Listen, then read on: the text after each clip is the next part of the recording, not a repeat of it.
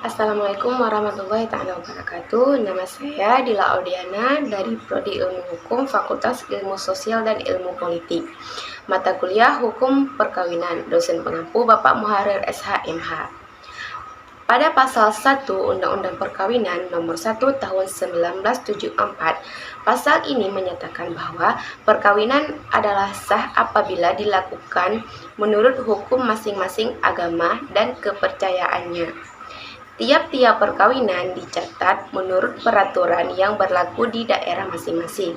Selain itu, pada pasal 38 Undang-Undang Perkawinan juga mengatur tentang putusnya perkawinan itu disebabkan 3 hal, yaitu yang pertama, kematian, yang kedua, perceraian, dan yang ketiga, keputusan pengadilan.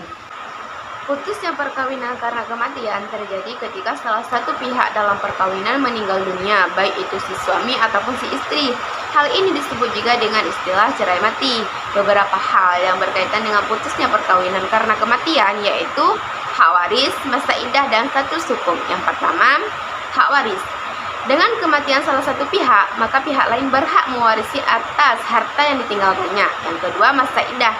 Jika perkawinan putus karena kematian, maka jangka waktu tunggu adalah 130 hari atau 3 bulan 10 hari sejak tanggal kematian suaminya.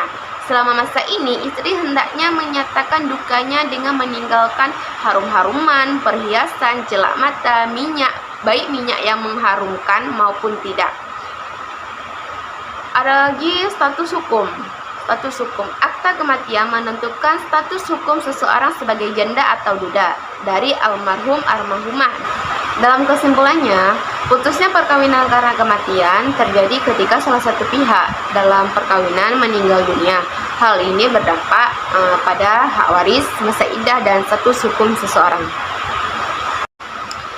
Putusnya perkawinan karena perceraian terjadi ketika suami atau istri mengajukan gugatan cerai atau talak. Beberapa hal yang berkaitan dengan putusnya perkawinan karena perceraian itu adalah talak. Talak adalah bentuk perceraian yang dijatuhkan oleh suami. Ada beberapa jenis talak seperti talak 1, talak 2, dan talak 3. Talak 3 adalah talak yang paling berat dan tidak dapat dirujuk. Gugatan cerai. Gugatan cerai adalah bentuk perceraian yang diajukan oleh suami atau istri ke pengadilan.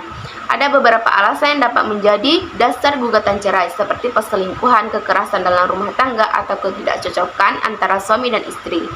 Yang ketiga, masa iddah.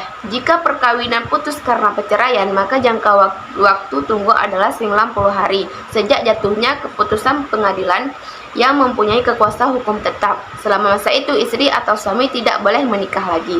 Yang ketiga, hak asuh anak. Dalam kasus perceraian, hak asuh anak menjadi salah satu hal yang harus diputuskan. Pengadilan akan memutuskan hak asuh anak berdasarkan kepentingan terbaik anak. Dalam kesimpulannya, putusnya perkawinan karena perceraian terjadi ketika suami atau istri mengajukan gugatan cerai atau talak. Hal ini berdampak pada masa iddah, hak asuh anak, dan status hukum seseorang. Putusnya perkawinan atas keputusan pengadilan adalah pembatalan atau melepaskan atau memutuskan ikatan perkawinan oleh pengadilan yang mempunyai kekuatan hukum tetap.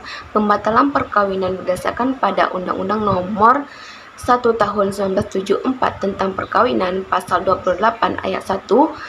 Batalnya suatu perkawinan dimulai setelah keputusan pengadilan mempunyai kekuatan hukum yang tetap dan berlaku sejak saat berlangsungnya perkawinan.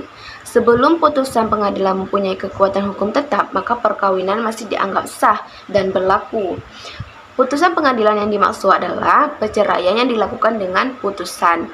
Pembatalan perkawinan harus dilakukan melalui keputusan hakim atau pengadilan, dan saat mula berlakunya pembatalan perkawinan terhitung sejak tanggal hari keputusan hakim atau pengadilan mempunyai kekuatan hukum tetap, dan keputusan itu berlaku surut sejak tanggal hari dilangsungkan perkawinan.